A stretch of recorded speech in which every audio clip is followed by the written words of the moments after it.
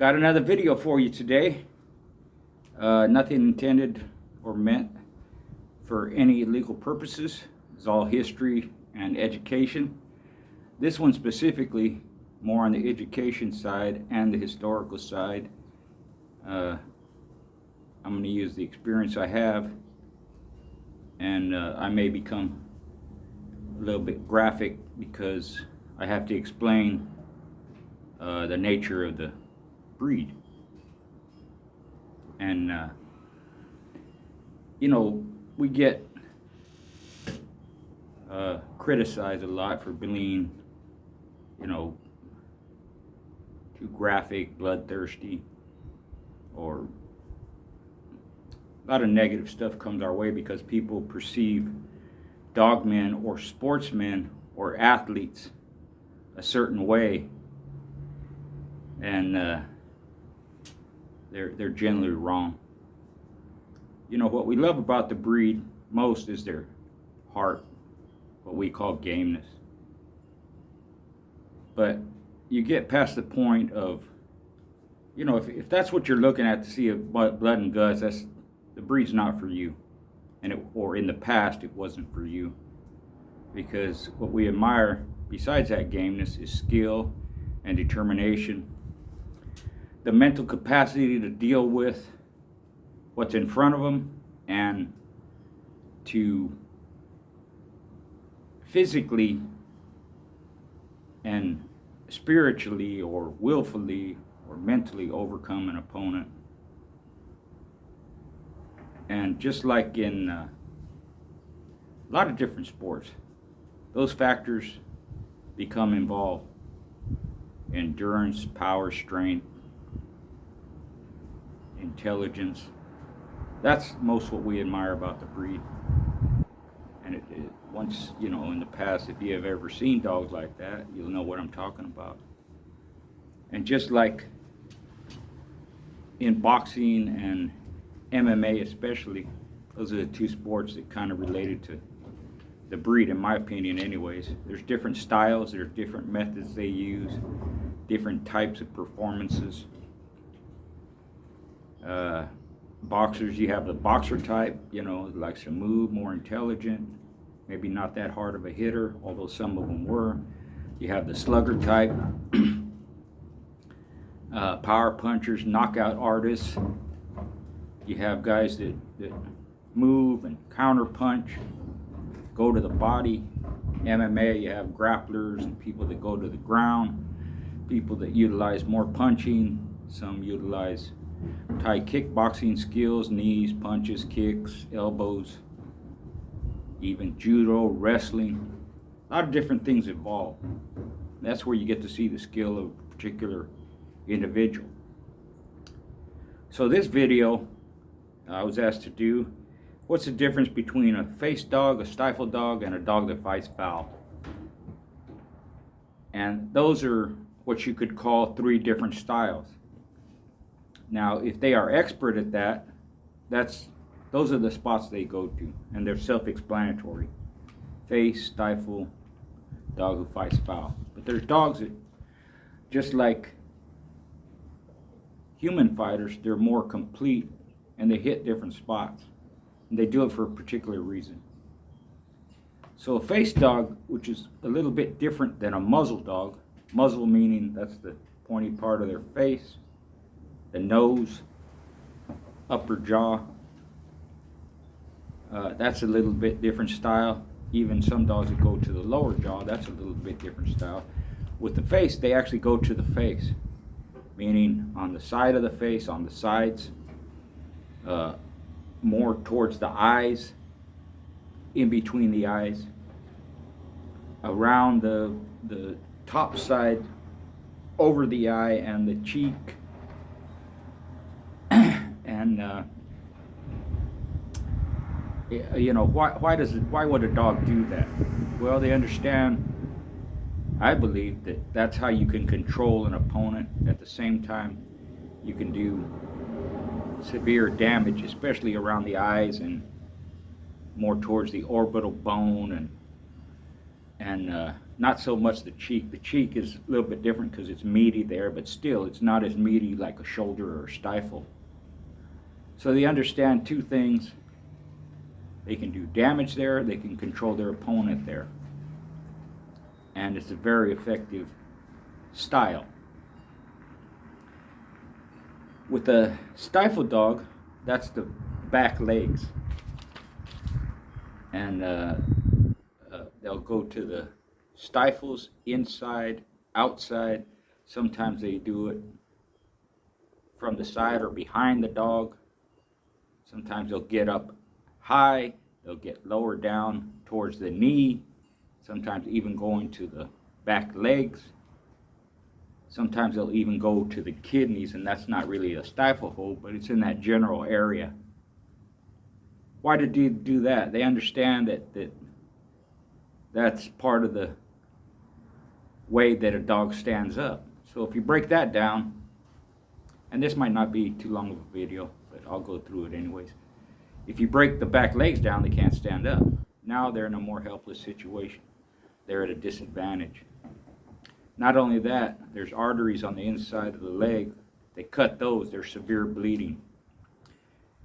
If they don't cut them and they're a pressure fighter, what it does is it starts to swell up, and you'll get golf ball size swelling, baseball size swelling, softball size swelling, and just hampers the individual because he can't stand up on all fours to perform. Foul fighting goes to the private area, right? Penis, testicles, and some dogs will do that. Now, both in a stifle dog and a foul fighting dog, they have different ways of getting to that area because they have to get past their opponent. One example would be Big Red Sire Rowdy. What he would do is he would shoot straight up the middle, in between the dog's front legs. And Big Red would do this too when he was going to the stifle. And what they'll do is they'll go in between the legs. With their head, they'll move the leg out of the way and then shoot towards the back end. Some dogs will go on the side of the dog while the dog's standing there. At the same dog, the dog's trying to grab them, and there's some maneuvering sometimes, and there's quick moves, and they miss the shot, or they don't get the shot real good. The dog grabs them by the muzzle, grabs them by the face, grabs them by the ear, grabs them by the head. They can't get there. But an expert will keep trying. And when they get hampered from using that technique, now they have to work out of this hold until they can shoot for that back end hold. And sometimes it takes for them to get a little bit tired where the dog, their opponent, gets weak and they can't hold on to them well enough, and then they'll shoot to the back end. At the same time, sometimes when they get back there, they'll get behind the dog, knowing that the dog can't spin all the way around and get them out because their mouth is on the stifle and their body is pointing away from the stifle. They're not next to the dog. They're not side by side anymore, or they're not up in between the dog's front legs anymore. So smart dogs do that. Fighting foul, it's the same kind of techniques. They'll go up the middle, or they'll go to the side. Sometimes they'll fight foul or the stifle when they have the opponent on their back, and then they'll shoot for it. And sometimes I've seen males and females do this. They'll do that same maneuver I just told you about, and they'll get behind the dog, behind their opponent, in between the back legs, and hit the vagina or hit the testicles or the penis. All right, I'm using proper language because some people, I don't want to get flagged or whatever. But that's some of the ways that they go to those areas and why they go there.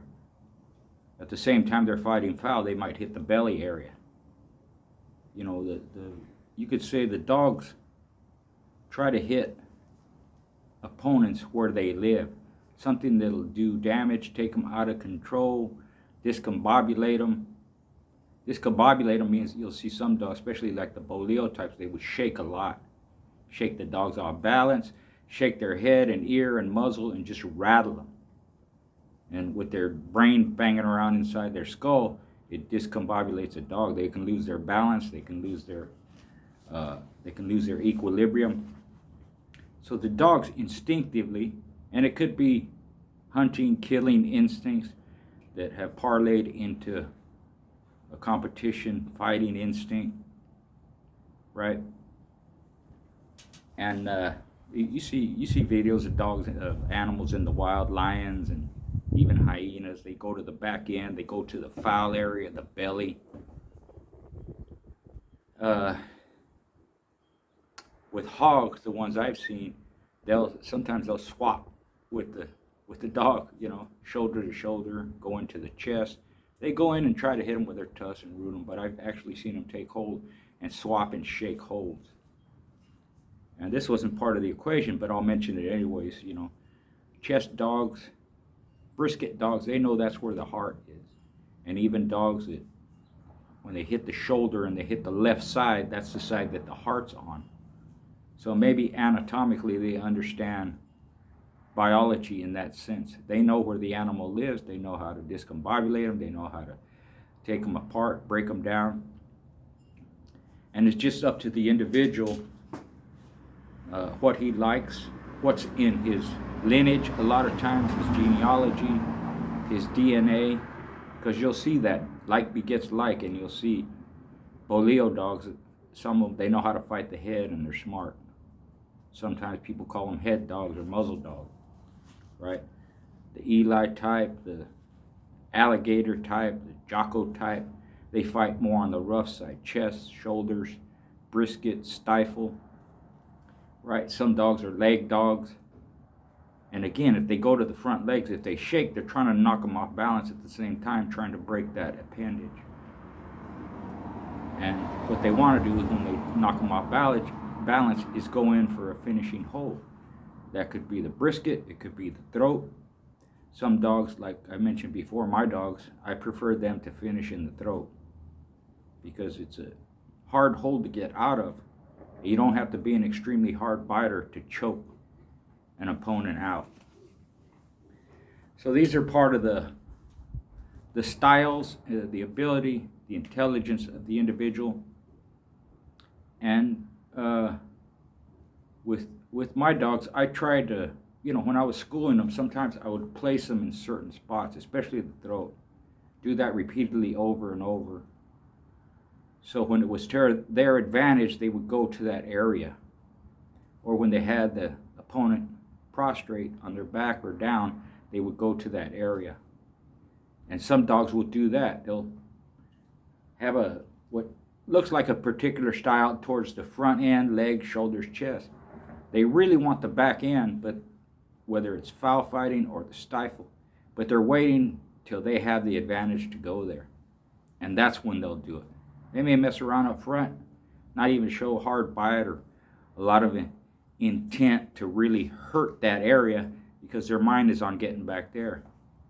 And sometimes it has a way of fooling the opponent because they think they have the advantage, they're in control, but actually the stifle dog is the one in control. He's just waiting for the right moment, the right opportunity, or he's making the opportunity so he can switch to that back end. Generally a face dog, they want to catch them right from the beginning and hit them in the face. The best ones I see get right up in between the eyes. And now, it doesn't take the dog off balance. It could, they could knock them off balance. But what I'm saying, it doesn't break down their legs or their shoulder, chest, doesn't do damage there. But they're in control of the situation. And at the same time, it may take them longer to do damage. But once the damage is done, especially if it hampers their opponent's breathing or fluids in their mouth hamper their breathing, or they get broken teeth from it, or they get blinded by it, or they hit the heavy veins on the side up by their cheek. They have thick veins up there too. I'm not sure if they're arteries, but thick veins up there too. And then during this process, what it does is it creates swelling. Now the swelling could close the eyes. The swelling could hamper their breathing. So the animals understand what it does, or at least it's instinctive for them to do what they're doing in the course of the competition, course of the confrontation. So like I said, just a quick short video on the difference between the styles and why they do it a little bit, where it comes from. Feel free to input any comments you want, and I got more videos on the way. Thank you very much.